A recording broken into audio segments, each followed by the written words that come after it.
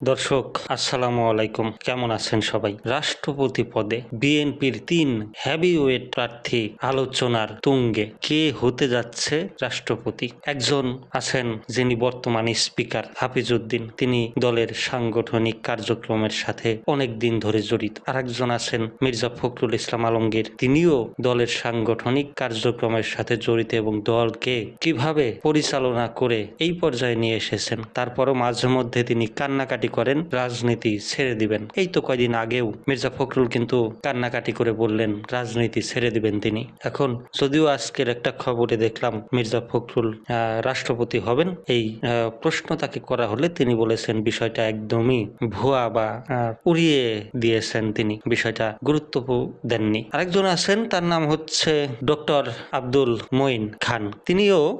তিনি একজন বিজ্ঞানী এবং নিউক্লিয়ার বিশেষজ্ঞ। তিনিও দলের গুরুত্বপূর্ণ ভূমিকা পালন করেছেন। কে হতে পারে? দর্শক, আপনাদের কি মনে হয়? আপনাদের মতামতটা কিন্তু কমেন্টে জানাতে পারেন যে আসলে এই ৩ জনের মধ্যে কে হতে পারে রাষ্ট্রপতি, বা এই ৩ জনের বাইরে যদি কেউ আপনাদের মনে হয় সেটাও কমেন্টে জানাতে পারেন। একটু বিস্তারিত পড়ি, দেখি এই খবরটায় কি আছে। দৈনিক ইত্তেফাকের একটা খবর, রাষ্ট্রপতি পদের আলোচনায় এবার হেভিওয়েট ৩ নাম। ৩ জনের নাম তো অবশ্যই বললাম। এবার এই ৩ জনের যে ভূমিকা দলের, বা ৩ জন সম্পর্কে একটু আলোচনা করি, তারপরও কিন্তু আপনারা অনেকটা ক্লিয়ার হতে পারবেন যে আসলে এই ৩ জন কার ইমেজ কতটুকুন ভালো। প্রথমে আলোচনা করি ডক্টর আব্দুল মঈন খানের নাম বিশেষভাবে আলোচনায় রয়েছে। পদার্থবিজ্ঞানে উচ্চ শিক্ষা, নিউক্লিয়ার পদার্থবিজ্ঞানে গবেষণা, আন্তর্জাতিক পর্যায়ে কাজের অভিজ্ঞতা এবং বিজ্ঞান পরিকল্পনা ও তথ্য প্রযুক্তি খাতে দায়িত্ব পালনের বিশেষ অভিজ্ঞতা তার পক্ষে ইতিবাচক দিক হিসেবে বিবেচিত হচ্ছে বলে সূত্রগুলোর দাবি। অন্যদিকে হাফিজউদ্দিন আহমেদের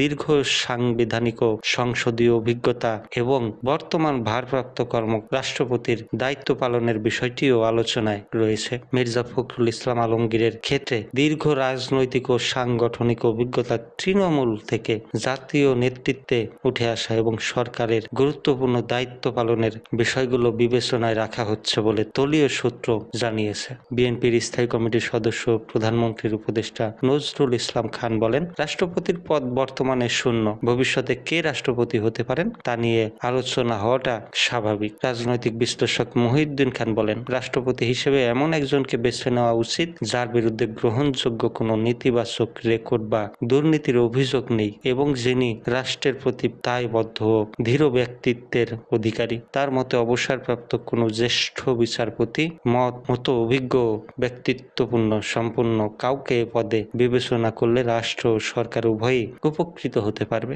তিনি আরো বলেন, দলীয়ভাবে রাষ্ট্রপতি নির্বাচিত হলেও এমন একজন জ্যেষ্ঠ নেতাকে বেছে নেওয়া উচিত যার স্বচ্ছ ভাবমূর্তি রয়েছে এবং যার বিরুদ্ধে দুর্নীতির অভিযোগ নেই। নতুন রাষ্ট্রপতি নির্বাচনকে ঘিরে রাজনৈতিক অঙ্গনে আলোচনা জোরালো হচ্ছে। এ প্রেক্ষাপটে বিএনপির ৩ জ্যেষ্ঠ নেতার নাম বেশি আলোচনায় রয়েছে বলে দলীয় একাধিক সূত্র জানিয়েছে। আলোচনায় থাকা ৩ ব্যক্তির নাম আপনাদের সামনে তুলে ধরলাম, উপস্থাপন করলাম এবং তাদের সম্পর্কে একটু জানালাম। এখন আপনারা এই কমেন্টে বলবেন যে আসলে কাকে রাষ্ট্রপতি বানালে আপনার মনে হয় ভালো হবে। সবাই ভালো থাকবেন, ধন্যবাদ, আসসালামু আলাইকুম।